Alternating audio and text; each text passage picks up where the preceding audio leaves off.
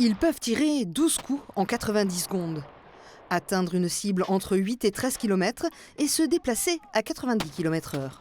Eux, ce sont les nouveaux véhicules MEPAC, des blindés Griffon avec mortier embarqué qui disposent à bord de 32 obus de 120 mm.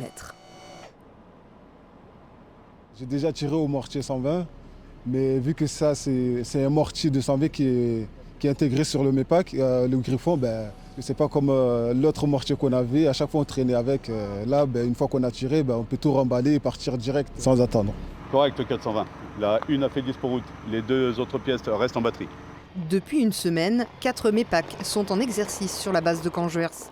Ces engins de 25 tonnes semi-automatiques peuvent se mettre en place en 30 secondes seulement, une fois la cible localisée par le Griffon de commandement.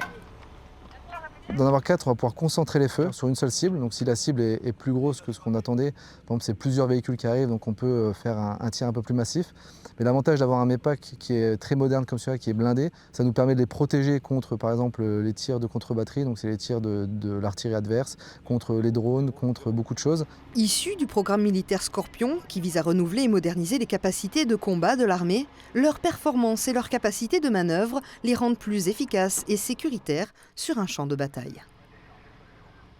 Avoir une capacité d'encaisse, c'est essentiel aujourd'hui et c'est ce que nous apporte la mobilité du véhicule Griffon, sa protection et sa rapidité de mise en œuvre et de sortie de position de tir.